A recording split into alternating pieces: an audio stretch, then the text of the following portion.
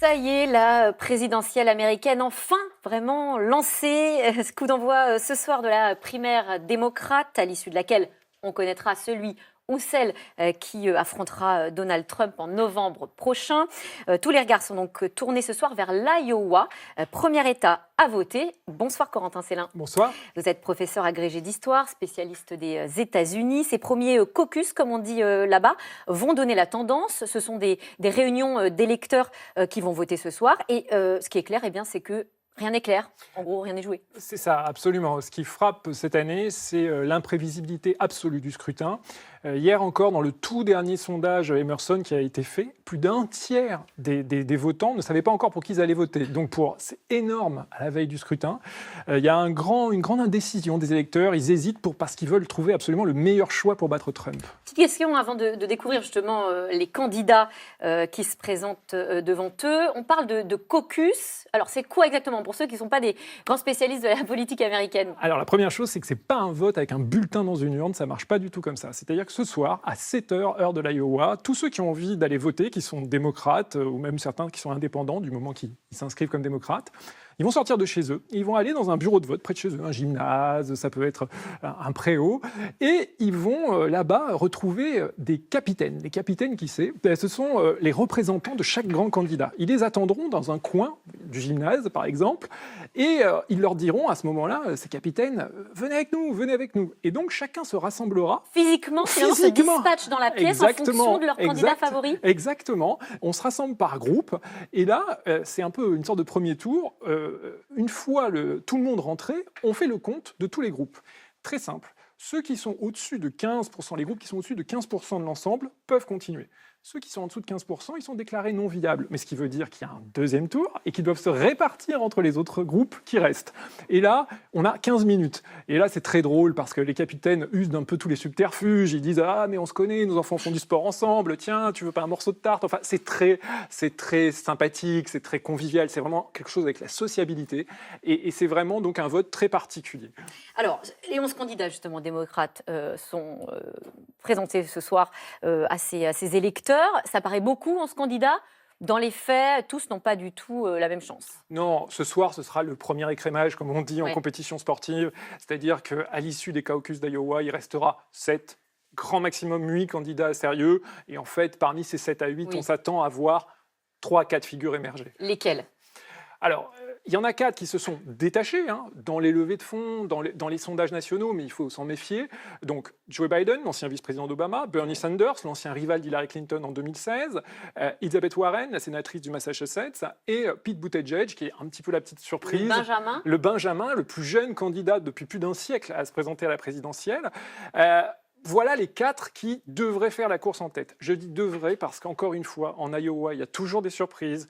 Donc, attendons de voir demain matin. Qu'est-ce qui devrait faire la différence entre ces 4 candidats, peut-être? Alors là, par contre, si les sondages sont bons à une chose, c'est qu'ils nous disent clairement, pour les électeurs, à plus de 2 tiers dans presque tous les sondages, c'est qui est le plus capable de battre Trump. Tout se jouera là-dessus. L'électeur, il choisira, il se dira, qui peut me donner la garantie que Trump sera hors de la Maison-Blanche en novembre. Et c'est vraiment ça, le critère décisif. Oui, c'est ça, davantage et plus que finalement le contenu des programmes, parce qu'il y a 2 lignes quand même très tranchées parmi ces candidats-là, très à gauche ou beaucoup plus modérés. Oui, alors c'est relié, parce que Bernie Sanders, qui incarne la ligne très à gauche, radicale, est vraiment à gauche. Baptisé le communiste par Trump, baptisé toujours avec le sens de la mesure qui caractérise le président Trump communiste cette nuit, mais il est vraiment socialiste, c'est vraiment un programme de rupture avec le capitalisme libéral, et Sanders dit, si on a perdu en 2016, c'est parce que vous ne m'avez pas écouté, on n'est pas allé assez à gauche, pas assez de protectionnisme pour les ouvriers, pour les classes populaires, il faut suivre ce chemin-là.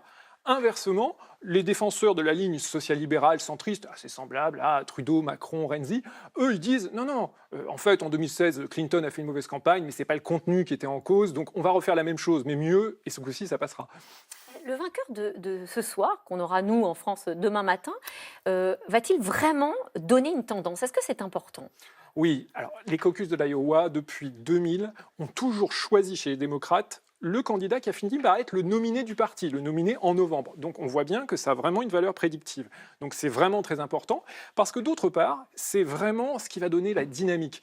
On verra qui est là et qui n'est pas là. Qui est là mieux qu'on l'attendait, Et ceux-là, ils vont avoir une dynamique incroyable dans les prochains jours. Et puis ceux qui vont sous-performer et qui vont avoir beaucoup plus de mal à lever des fonds. Il ne faut pas oublier qu'aux États-Unis, le financement des élections et des primaires, il est privé.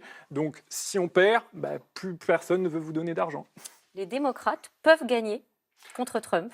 Oui, alors ça, c'est une autre question. Oui, à l'heure où l'on se parle, bien sûr qu'ils peuvent gagner contre Trump. Trump reste un président structurellement minoritaire. Il est toujours à 42-43% d'opinion favorable, 53-54% d'opinion défavorable. Donc c'est un président structurellement minoritaire. Sauf qu'évidemment, il ne faut pas pour les démocrates se tromper. Il faut trouver un candidat qui puisse rassembler et créer une dynamique face à Trump. Autrement dit, ce que n'avait pas su vraiment bien faire Hillary Clinton en 2016. Revenons sur l'Iowa. Tous les projecteurs vont être braqués sur ce petit État américain du Midwest ce soir. C'est quoi les particularités de cet État? Pourquoi il est si important? Alors, il est particulièrement justement important cette année parce que c'est un État qui a voté pour Obama en 2008 et 2012 et qui a voté Trump en 2016. C'est un de ces États qui a fui les démocrates. Donc les démocrates là-bas, ils sont en reconquête. Pourquoi? Parce que c'est un électorat rural, blanc, à qui Trump a parlé, avec de la protection, avec un discours identitaire. Et donc justement, là, tous ces candidats en primaire, celui qui émergera ou celle qui émergera, il faudra qu'il y revienne en Iowa et qu'il rattrape ces 30 comtés d'Iowa qui ont basculé d'Obama à Trump. Et il faut leur parler, il faut de nouveau leur parler à ces électeurs blancs, ruraux, campagnards. Et alors Trump, dans tout ça, je crois qu'il est allé en Iowa la semaine dernière. Est-ce qu'il est en terrain conquis là-bas? Alors, c'est ce qu'il a voulu montrer la semaine dernière. C'est pas forcément le cas. Le message la semaine dernière, c'était de Trump, c'était « je suis chez moi ici ». Donc, venez, je vous attends. C'est vrai qu'il est dans l'Iowa, il est un peu plus populaire quand même que à l'échelle nationale, dans les sondages, mais c'est pas un État sûr pour lui. Donc c'est pour ça qu'il y est retourné la semaine dernière, en même temps qu'il envoyait un avertissement aux démocrates. Et justement, il est embarqué dans une procédure de destitution en ce moment, le président Trump. Est-ce que ça a une incidence sur la campagne ou sur les votes de ce soir? Oui, alors ça a une incidence très matérielle, c'est qu'on a 4 sénateurs parmi les candidats ce soir qui, la semaine dernière, n'ont pas pu faire campagne en Iowa parce qu'ils devaient être au Sénat. Et oui, ils devaient être à Washington pour juger Trump. Et on verra ce soir si ça a une incidence, parce qu'évidemment les deux principaux, Biden et Buttigieg, qui eux n'étaient pas retenus depuis 10 jours, ils sillonnent l'Iowa, tandis que les sénateurs comme Sanders, Warren, etc., eux, ils doivent aller faire des allers-retours à Washington, encore aujourd'hui d'ailleurs.